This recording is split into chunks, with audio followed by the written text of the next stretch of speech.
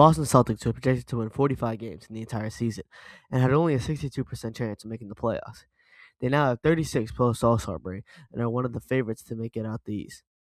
The whole team exploded despite the loss of Jason Tatum due to injury, Drew Holiday for Anthony Simons, who got dealt to the Bulls later, Kristaps Porzingis, Luke Cornett, and Al Horford. So, how have they not only attained but also maintained this level of success? One factor has been the level of play of Jaylen Brown. Jaylen Brown is currently averaging 29.3 points, which is fourth in the league and the most in his career, while getting 6.9 rebounds, which is tied for his career high, getting 4.7 assists per game, which is also a career high, while shooting 48.3% from the field, one of the best in his career. Jaylen Brown has upped his usage while maintaining efficiency, which is one of the toughest things to do in sports, and Jaylen has adapted to his role so well. Jaylen Brown's gravity is the first impressive thing. Here's a clip against the Miami Heat. He has the ball at the top, and Nikola Vucevic is looking to set a screen. Brown rejects and goes the other way. Brown is then tripled in the paint, and Vucevic is wide open at the top of the key after popping. He kicks it out, and after some rotation, the ball comes out to Derek White in the corner. He sees the defender in the corner of his eyes, so he pump fakes, and the defender goes flying in the air. Now look at all the separation caused by this. The next goes to the defender in the paint, and Derek White finds the seam, shoots, and knocks it down. Now here against the Timberwolves, ball's down in the post, and he gets quadruple teamed with one of them being the four-time Defensive Player of the Year, Rudy Gobert. And he has options which he can turn and pass to Jordan Walsh, head a cutting to Mias Queta, hit D White on the curl, or Hauser in the opposite corner. He can find Hauser and he's wide open. Hauser gets a free shot and knocks it down. This shows Brown's new burden offensively. Last year, Jaylen Brown was at a usage rate of 29%, which is very good for a second option. However, this year, he jumped to 35%, which is second in the league behind Luka Doncic, and ahead of players like Giannis Antetokounmpo, who is currently on a weak Bucks team, Shai Gilgeous-Alexander, the reigning MVP, Donovan Mitchell, and more.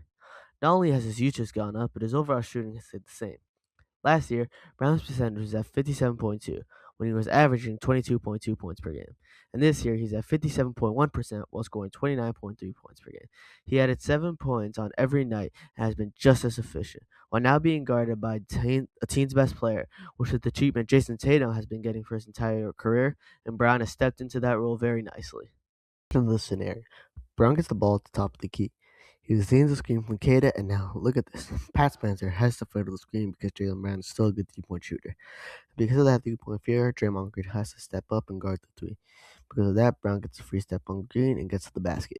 Here, in the same game, Brown is playing point guard, and the two players here are Brown and Derek White.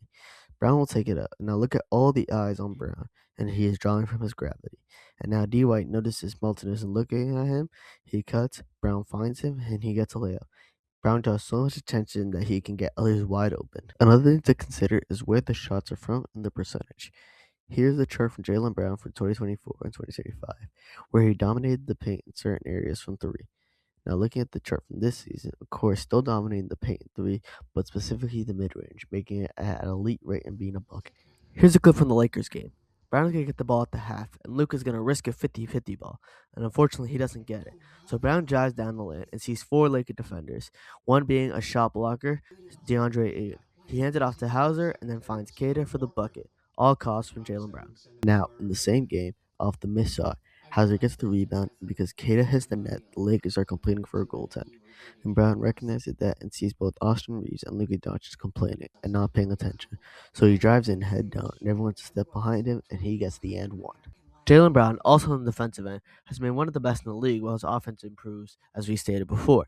Here's Jaylen Brown against the star-studded Cooper Flag. He starts with setting his feet, and his eyes are on Flag and the ball always. He then gets a step on Flag and stops him for trying to drive on him. Because of that step, he's able then to be physical with Flag, and he's able to poke the ball out and ahead so Flag can't recover the ball. And because of that, Brown gets a free dunk.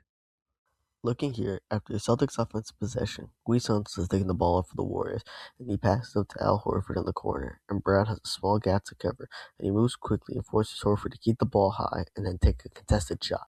Luka takes the shot, and the Lakers fight and get the offensive rebound. Now watch. Jaylen Brown near the baseline with his defensive IQ sees the ball getting kicked out, and he slowly crept up and anticipates and takes the ball and goes for a dunk. Jaylen Brown is also not just guarding randoms and non-3-point shooters. He's guarding the team's best player 11% of the time, which is in the 61st percentile, compared to other high scorers like Luka, who is in the 45th percentile, or Cade, who is a great defender, at the 44th percentile. along with perceived to be elite defenders Shai Gilgeous-Alexander, who's at the 17th percentile only.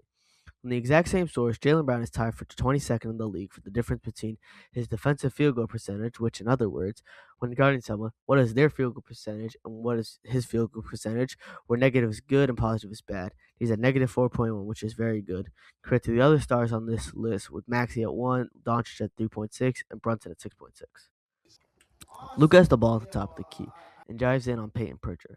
And Brown in the corner defending Marcus Smart sees Luka picking up the dribble.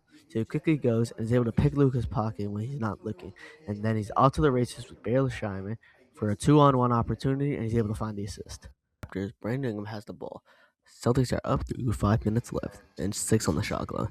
Ingram's going 1-on-1 with Pritchard, pulls up with a tough shot, and the fight for the rebound begins.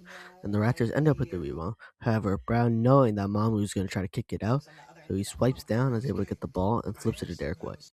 So now to conclude, first we have to ask, is this sustainable? Through 51 games, Jaylen Brown, night in and night out, has shown out, proving this is very sustainable for Brown. However, with the addition of Tatum, as he is making a comeback this year, it seems like, there will be a new dynamic change. The shots will go to Tatum. However, he's not going to come back to an MVP level immediately. It will take time for him to get back, so Jaylen Brown's success is sustainable, but it will change with the return of Tatum. And while sustainable, with the returns of the playoffs, the Finals MVP is going to have to play tougher defenses, trying to stop him and only him.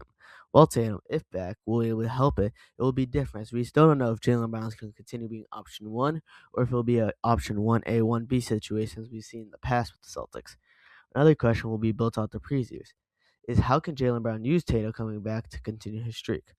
With Tatum coming back, teams have to plan for him, and Brown can use that gravity to keep getting buckets, especially in the middle.